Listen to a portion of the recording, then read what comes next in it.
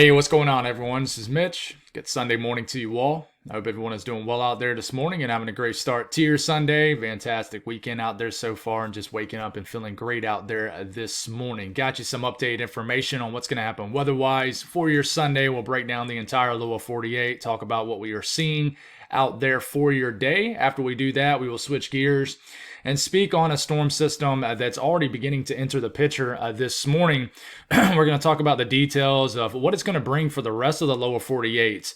It's going to be a very interesting week in trying to figure out what's going to happen, especially on the winter weather side of this. You know, the severe weather threat is going to be there, especially for Tuesday, probably a little bit into our Wednesday too. The details are kind of coming together a little bit better on that, but there's kind of something interesting we are watching for the eastern U.S. as we get into the middle to later portion of our work week, maybe what we call an antifront type setup, cold air chasing moisture, where we could go from rain to snow in maybe certain areas of the eastern U.S., the Alps region. So we'll speak on that. That's kind of new. You know, I wouldn't say it's new. I haven't really spoke on it much in the videos. I've kind of been watching it, but I've been waiting for other model guidance to kind of agree on it too. But we'll kind of compare model guidance with that, talk about what we are seeing for you folks in the eastern U.S. with this storm system too, which we have not talked much on. So if you guys have not subscribed, certainly consider doing that. Like the video if you like it. And if anybody has anything that I can pray about or pray over, as always, please put those in the comments below. I just want to show my appreciation, you guys praying over my prayer request yesterday morning with the soccer game. I've been coaching soccer for about 3 seasons now. Well, I just coached game 1 of my 3rd season, and it's always nerve-wracking with the first game just because they only give us like 1 to 2 practices to really practice for that first game. So it's always just trying to figure out things and who you got and where you need to place positions, and more importantly, just remembering it's all about fun. But what made yesterday so special was my little girl got her first goal, and not only her first goal of all 3 seasons of her playing, but she turned around and got another one like 5 minutes later. So got her first 2 goals ever. It was a cool kind of father-daughter moment, if you will. And then my youngest girl, Adeline, she played a couple hours later in her first game ever, and then she almost scored on her first time ever playing in a game. So it was just a great Saturday for me and the family for sure. So thank y'all for the prayers of that. Everything went about as good as it could go. So thank y'all so much for the family type atmosphere on this channel. With that being said, let's get rocking and rolling. So the country for the most part is pretty quiet. We are getting energy now moving out of Canada into the northern Rockies, the Pacific Northwest, with some cold air associated with it. Now, the cold air is lagging behind. As of now, this is just energy in the form of higher elevation snow, lower elevation rain, but it's really scattered about, nothing widespread. We got a little energy moving across areas of North Dakota, little energy over the Great Lakes region, but all in all, it's not a big deal out there this morning. Things will change pretty dramatically over the next couple days for sure, especially even as we get into tomorrow morning, the next 24 hours. So as far as storms though today, I had to look pretty hard when I pulled this up, but the only area we're watching for maybe a risk of some thunderstorms is this very small area up here, sort of west of the Olympic Mountains on the coastal regions of northwest Washington. We might get some thunderstorms up there, but the rest of the country is pretty stable, pretty quiet. We're not expecting thunderstorms today. One thing that didn't really materialize is yesterday in the Carolinas, North Carolina, we did have some storms that produced some hail, but we didn't get those widespread hailstorms like I thought we were going to get. So I definitely messed up there. But, it's just the way it goes sometimes. It just did not come together the way it was looking like it could have. But yeah, it's good. Nobody really wants a crazy hailstorm, right? But it wasn't as weird yesterday in the Carolinas and Virginia as maybe I thought it was going to be. So that's good. But we move past this. We look at the chance for flooding. Below 5%. So of course it does not show up on the map here. So that's good. No risk of crazy weather today, really just in general. But watches and warnings, advisories. The central and eastern U.S., dead quiet this morning. The western U.S., you can tell that something is coming, right? You got a lot of winter storm warnings in the pink, winter weather advisories in this purple color, this teal color, winter storm watches, kind of this tan color, that's winter weather advisories. High wind watches in this more brownish color here, but this mustard color right in here, that's high wind warnings. So it's going to get very windy here in the next several hours out in the Rockies. If it's not already windy right now, we even got some red flag warnings where it's beginning to get dry, and you mix in the dry conditions with the windy conditions, and we could have some fire dangers out here. Just, don't burn anything out here in this area of the country here in the high plains. So we go on and move to the southeast. We'll kind of breeze through most of the day's forecast just because it's pretty quiet. Southeast will start off this morning. A little bit of energy, a little bit of a disturbance right here. You barely can see it. This will be in the form of some showers that might sweep through the mid-south. They might make it to the mountains, maybe way, way up in higher elevations, maybe a burst of snow. And these might break loose east of the Appalachian Mountains as we are getting to this evening. So don't be surprised if in the mountains of North Carolina, Tennessee, maybe even back here in Tennessee, like near Nashville, we get some shower activity to greet your Sunday evening. It won't be a big deal, but some of these into the overnight hours will make it throughout the Carolinas, maybe Virginia up here too. And we might get some light sprinkles back here in central Tennessee, maybe even northern Mississippi. And then we might wake up for our Monday morning with some shower activity throughout the Carolinas. Not a big deal at all. Nothing too crazy.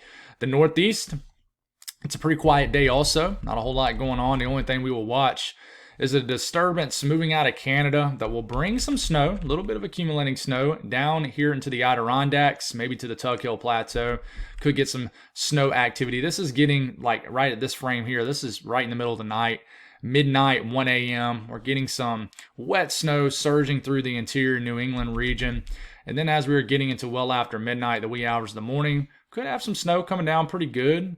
Maybe all the way down to the Catskills. Maybe a little burst of snow down here in eastern PA. We will watch for that.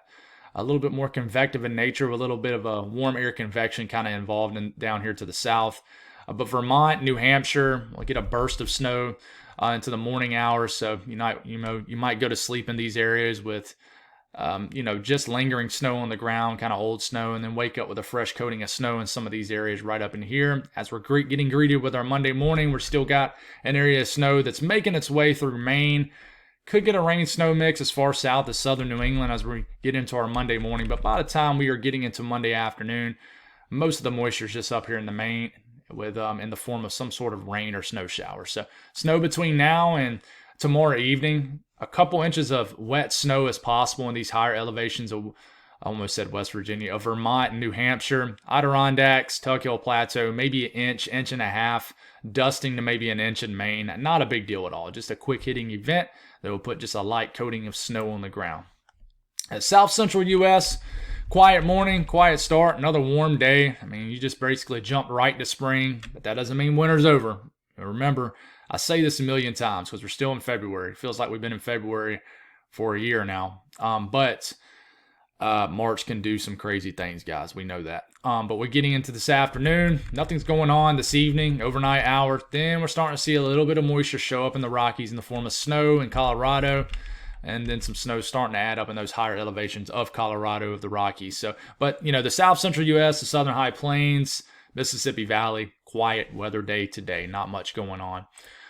We go up here to the North Central U.S. Now, the weather's going to get a little bit more active up here. It's been somewhat quiet over the last few weeks for the most part. We're going to have a risk of severe weather. We're going to have the potential for multiple kind of lighter rounds of winter weather. And then the potential, once we get later into this week, for more of a significant winter weather event, which we will have a separate segment in this video on. But as we are getting into this morning, we're getting some burst of moderate to heavy snow kind of making its way through North Dakota. We're already getting that this morning, and this will continue, sort of drift into the Minnesota area, but this could fall apart. Might not be much of anything by the time it reaches the state of Minnesota. And then we are getting into the evening hours, and then here comes another system. Remember, this is kind of the surface low number one out of many that we will deal with this trough that's sort of ejecting across the middle of the country. Most of this energy will miss to the north into Canada, but we could get a little bit of snow that makes it down, maybe light to moderate, maybe a burst of heavy snow in the northern counties in Minnesota as we are getting after midnight tonight into our Monday morning. This could bring some snow into northeast Minnesota also. So we will watch for this. This could most certainly dump a half inch to an inch of snow somewhere up here in the northern counties of Minnesota. This right here is for what's going to happen this morning and what's going on right now already. So just some lighter events up here. The thing, it could change up here as we get later into the week. We'll talk more on that here in a second.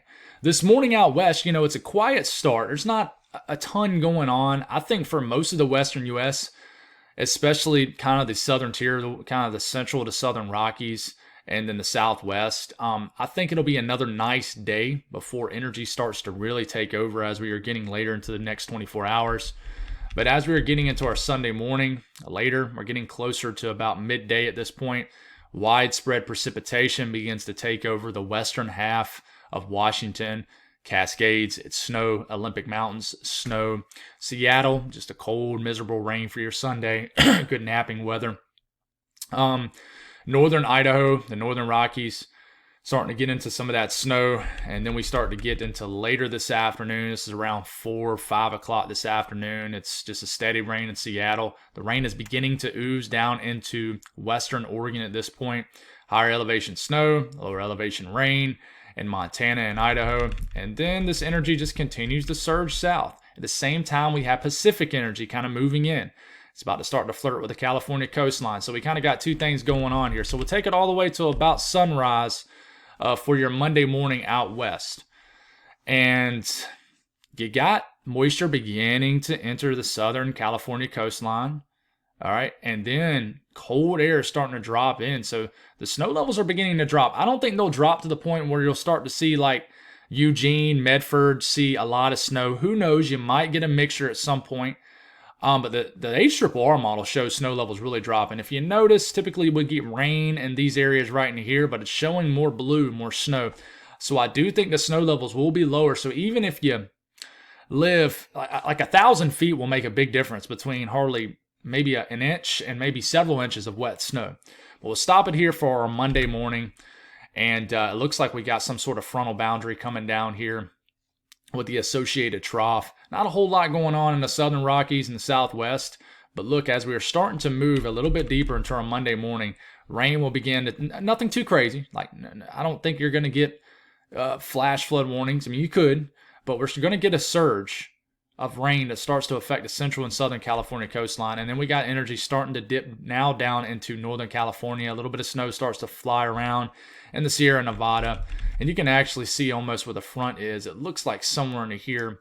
But cold air is starting to ooze down at this point. We're getting into tomorrow afternoon. And we're just getting widespread precipitation, overspreading, and taking over at this point a lot of areas out west. Higher elevation snow. This is one of those tricky events where you really need to pay attention to your local forecast. I will have a video tonight, and I'm going to try to get a little bit more detail for our friends out west. There's just so many areas to cover. I wish I could pull up one of those National Weather Service graphics for every single area. But man, it would take about 2 hours to prepare a video if I did that, and I wish I had that kind of time. But we take it all the way to about 48 hours out, which is getting into the late evening hours of Monday. And it kind of begins to quiet down a little bit into the Pacific Northwest, but you're still getting, a push of moisture into the state of Oregon, Washington State, still lingering snow in southern Montana. Snow's flying around in Wyoming. Could get some heavier snow. Might snow in Salt Lake City in this kind of event.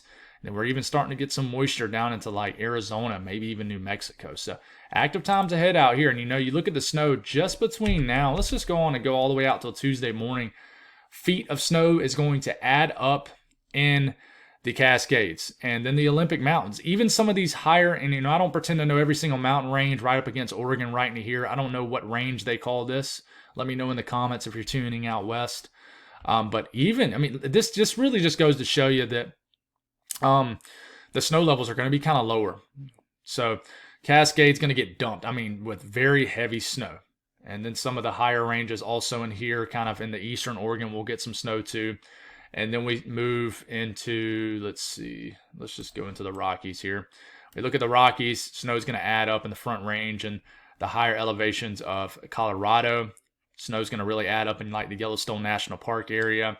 Bighorn Mountains, snow's going to really pile up here in northern Wyoming. Several inches of snow, higher amounts of snow in the higher elevations. I think northern Montana in this setup won't get much, but you start to get into western Montana. Even some of the lower elevations are going to get snow, but it's not cold enough yet for much of anything of any kind of snow in like kind of the valley of Idaho. But you don't have to get very far up, and then you start to see some substantial snowfall. So winds are going to be a big deal too, folks. This is just between now and tomorrow morning. Look at these winds and the higher elevations here of western Wyoming. I mean, guys, this is pushing, folks, I mean, this is pushing like over 80, 90, 100 miles per hour and max wind gusts, not sustained, max wind gusts. The winds are going to be crazy right here in this region. And of course, the winds are always crazy down here in southeast Wyoming too. And you know, the Rockies of Colorado, and not as bad as in Utah, but the entire western half of Montana.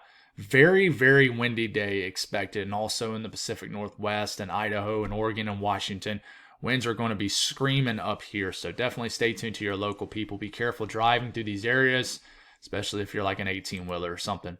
But the eastern U.S., look at this warm air ahead of this probably colder air mass that's going to sweep through in a couple days.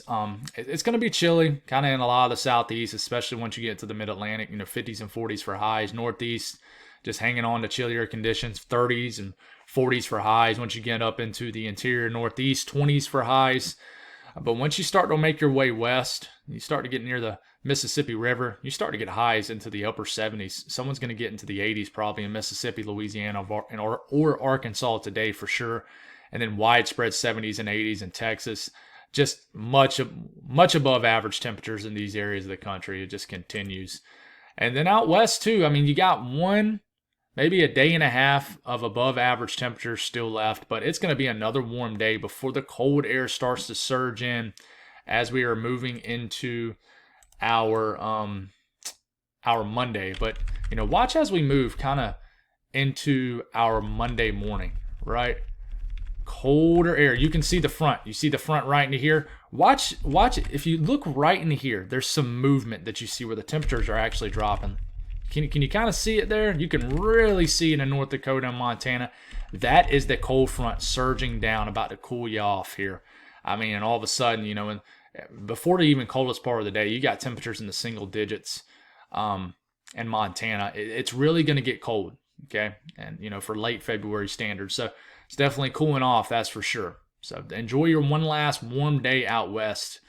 And, you know, go on and prepare that it's going to cool down big time. All right, let's go on and talk about this storm system. So we've already kind of talked about the west. Let's kind of initiate this kind of Monday evening for the central U.S. So we already got a lot of snow flying around in the northern Rockies and the northern plains and things like that. We start to get into our Tuesday morning. There's kind of surface low number 1. All right, this really ain't going to bring any severe weather. It's this one coming that's most likely going to bring a severe weather threat. But this is going to bring a stripe of snow as we are getting into Monday night into our Tuesday morning for North Dakota and northern Minnesota. Okay, could bring a few inches of snow, maybe a little bit more. Especially, you know, the Euro shows some heavier snow in northern Minnesota. So that kind of swings through. Then you kind of get a detachment between precipitation between that low and then this next low coming in. So we got kind of two things going on here. Looks like you got two different lows. I think that really the one thing that you watch for here is, honestly, as we back it up here, is this low right into here. So you kind of back it up. There's way too many lows on this screen. Way too many lows. Kind of focus on this one right into here. And as it kind of moves in, this low pressure right here brings ingredients for severe weather. You can barely see it right here, but 990 millibar low right into here. This is pulling in rich, low-level moisture from the south all the way up into Illinois, which I definitely think is going to be a state, the biggest state you need to watch out for severe weather as we're getting into our Tuesday evening, Tuesday night. I think that this might be more of a nocturnal thing, guys, and that's the concerning thing with the severe weather threat, but we still need to probably tweak the timing just a little bit. But you got to watch this low. This is going to bring ingredients. Not much on the north side of this low. It's really this one coming in right here that could bring a little bit more precipitation on the cold air side. So you got two things going on. You got this low right here, probably trying to bring some severe weather. All it shows is just some green down here in Illinois and Indiana. But this is most likely probably in the form of maybe some strong to severe storms. At the same time, you got this low too coming in behind it. We're going to get a little bit more detail on that severe weather threat. We're just kind of showing you the evolution of this kind of multiple storm system pieces, if you will. And then you kind of back it up here. Could have one of those high plains kind of winter weather events for like western sections of Nebraska, North Dakota, snow flying around potentially for like Denver, northeast Colorado. This kind of drops down. Looks like it loses some steam a little bit. It almost looks like it weakens. Not sure if that's going to happen or not, but we'll see. But it does show some light to moderate snowfall flying around across even like northern Kansas into central and eastern Nebraska, southeastern South Dakota. And this is when Minneapolis could potentially get some snow, maybe Ames, maybe Des Moines. Okay. And you kind of keep this going, and it looks like this low almost kind of slows down right in here. This is the low that brings severe weather Tuesday night for areas of the Midwest. And you got some weird things that kind of happen here. This low right here kind of begins to kind of move into the Great Lakes region, and then it begins to deepen. Okay, you see how that number is beginning to drop right here, and then it drops from a 988 millibar low to a 985. And this is, and we're going to zoom into this, sometime late Tuesday night and Wednesday morning, this is when we can get a winter storm up here in the UP of Michigan, maybe sections of just the Great Lakes in general, the upper Midwest. I mean, look at Wisconsin this looks like it has some ice with it too.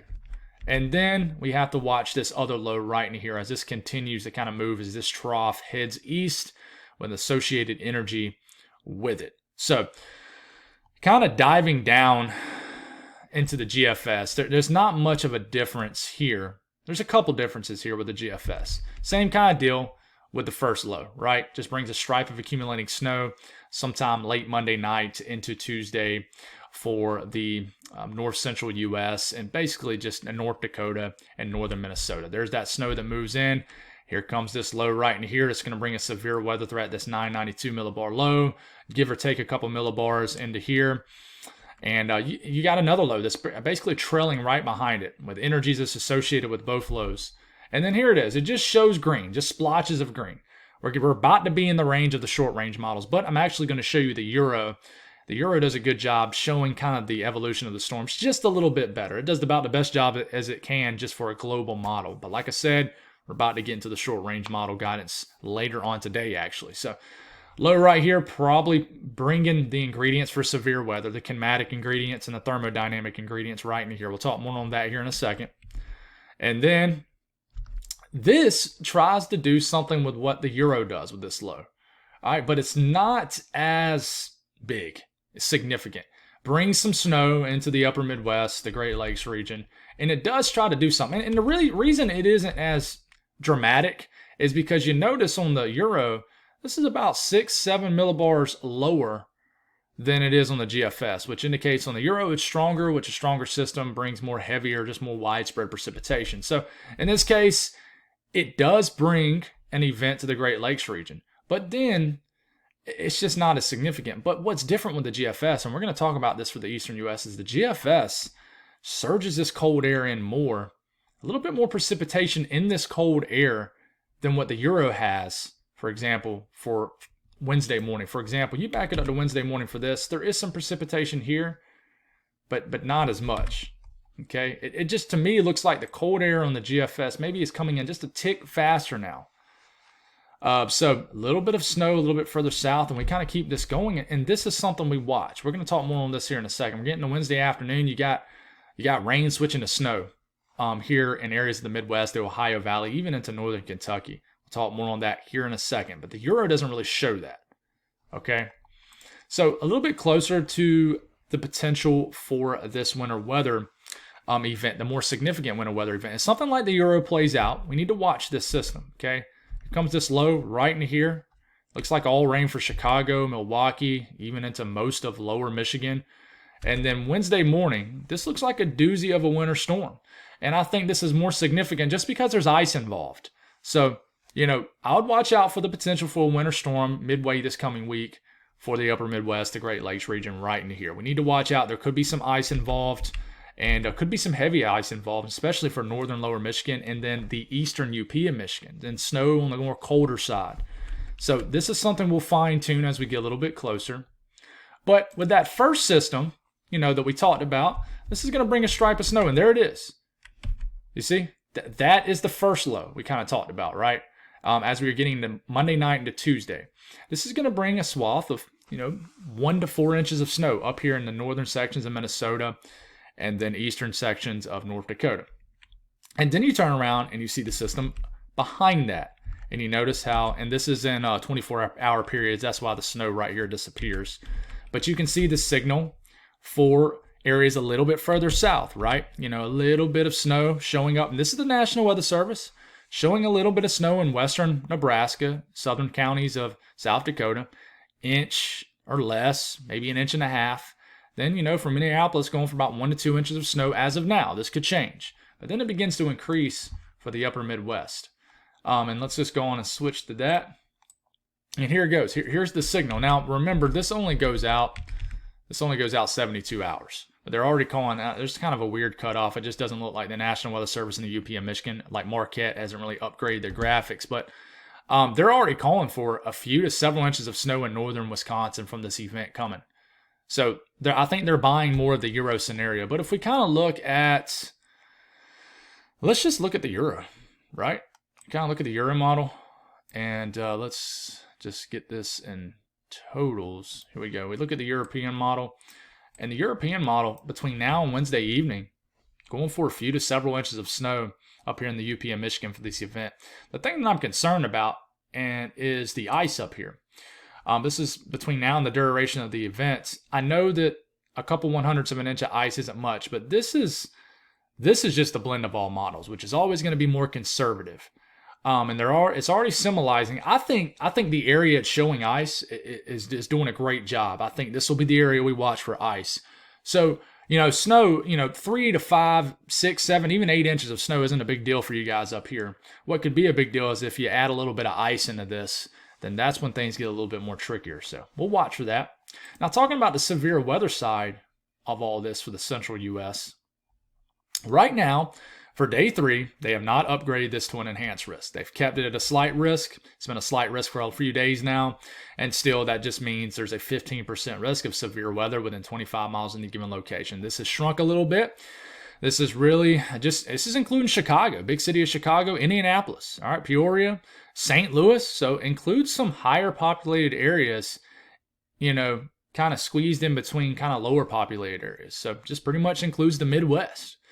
Outside of Iowa. But there is a little small section of eastern Iowa that does have a slight risk. We'll see if this gets extended to Milwaukee. What's driving this? Well, we can take a little bit of a better look at this now. We can kind of zoom into this. We're close enough to do that. Okay, this is only 2.5 days out ahead of us.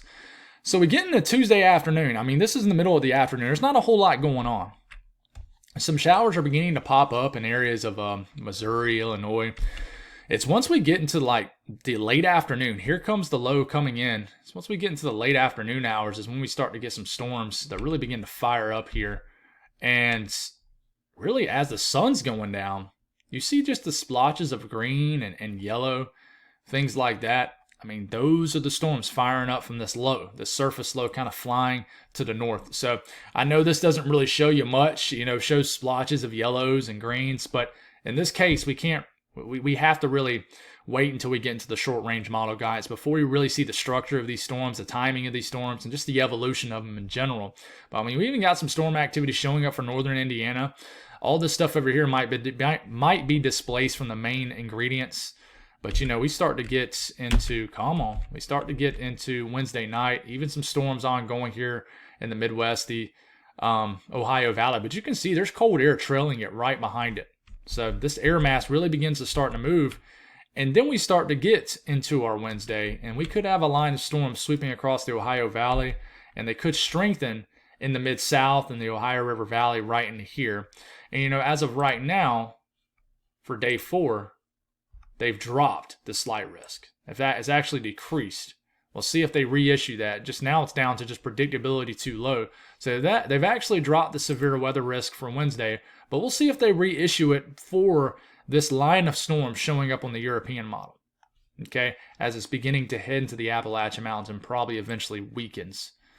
But the ingredients are there. We can talk about the low-level jet now, and here we go. We're getting into Tuesday about midday. Here comes the increasing low-level jet right in here. You see these, this is in the low levels of the atmosphere. We've been talking about that mid-level jet a lot, but these are winds about 4,000 to 6,000 feet up in the air, about a mile above our heads.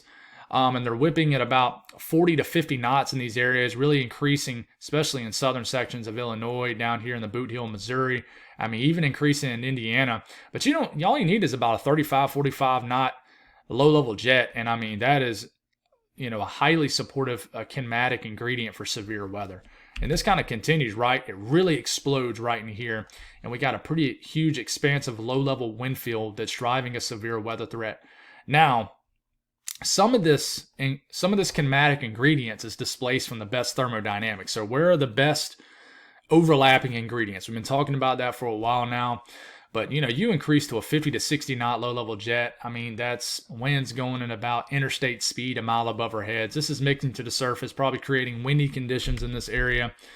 And then we just got to watch a line of storms. You can see how you get this abrupt cutoff in here. That is our cold front moving in and the wind direction that happens once that cold front sweeps through. But we do want to watch a line of storms right in here that's going to be right embedded in this low-level jet.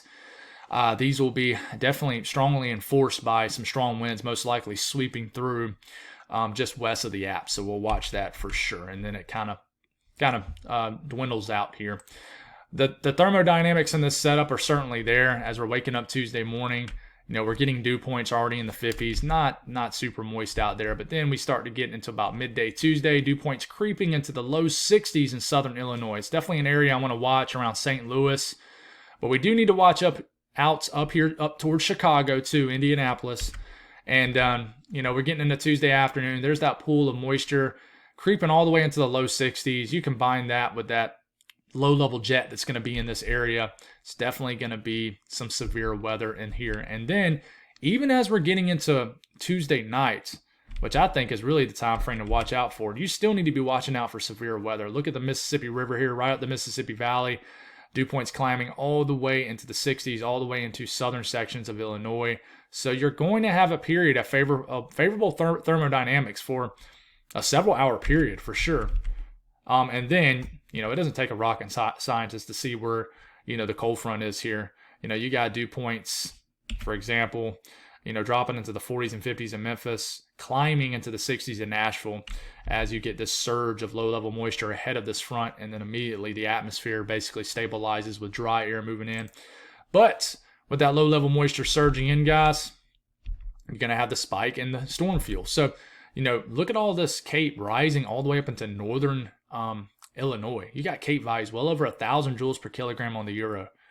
I mean, you're getting close to 2,000 joules per kilogram just north of St. Louis. So that's your storm fuel. It'll be there. Pretty broad slither all the way up into the Midwest. Okay, storm fuel will be there, but it really, really dwindles away once you start to get that cold front that is pushing all the ingredients quickly to the east. So we'll talk more on that once we get into that short-range model guidance. But the next thing we watch, guys, is the GFS as we get into the eastern U.S. We kind of talked about this very briefly here a second ago. But we get this energy that continues to surge. The GFS is gung-ho about an antifront type setup, meaning you're going to get cold air that's going to catch up with the moisture. If something like this was to happen as we're getting into Wednesday afternoon, we could be getting a snow event for areas of kind of Indiana and Ohio, maybe in the northwest Pennsylvania, and then Kentucky. This is not a forecast. These are tough ones to figure out, guys. But Wednesday evening, check it out. We got snow trying to move into areas of West Virginia. Snow trying to fall all the way down here into northeast Tennessee. Heavy snow into West Virginia. This is getting into late Wednesday night. Look at the snow up here with the secondary low right here trying to develop around New York City. Dumping a lot of snow into the interior sections of the northeast. And then, look at this several-hour period of snow showing up for the Appalachian Mountains, all the way into northeast Tennessee. Antifront systems do not really work out much for areas east of the Alps. They work out more so for areas west of the Alps. But this is something that's been starting to show up a good bit. It's something we need to watch. But hold your horses. Check out what the Euro shows. It kind of shows it, but the timing's different. And it just shows mainly rain with a little bit of backside mixture into the higher elevations of the Appalachian Mountains. Shows nothing pretty much like the GFS is showing. Okay, comes in Wednesday afternoon. Wednesday afternoon on the GFS, it shows it's snowing right in here. It's just rain. Cold air doesn't catch up. Then we kind of get into the time frame where it's an all-out snowstorm in West Virginia, and it's barely trying to snow. So please do not tell everybody and their cousins, uncles, grandma that it's going to snow like in Tennessee midweek. Don't do any of that yet. We need to get a little bit more model agreement. And I'm not going to lie, I always will favor the European. When I have to make one decision and on the fly, and they say, hey, do you favor the Euro or the GFS? And I had to decide in 5 seconds, I would always say the Euro, just because it just does better. Historically, it does better. So then that heads on off, and then we got to watch a lot of stuff behind all this, guys, too. But we got to figure out what's out in front of us. But this is the wild thing. This is the GFS ensemble from this morning, right? Solid signal for snow up against the central and southern Appalachian Mountains, even into the interior and northeast. I mean, a snow signal all the way down into northern North Carolina, northeast Tennessee, Kentucky, Ohio. But you turn around and you look at the European ensemble, it's pretty pathetic. Now, let's see if the 06Z is running yet. And it's not. So we're just not there yet with the 06Z. But yeah, this is the signal for for the European ensemble. You compare that with this, that is a dramatic difference, right? So there's not support between both the model guides. So that should throw out a red flag as of now. We'll see if things kind of trend to one another here in time. That's all I got, guys. Thank y'all for tuning in. God bless all y'all. Have an awesome Sunday.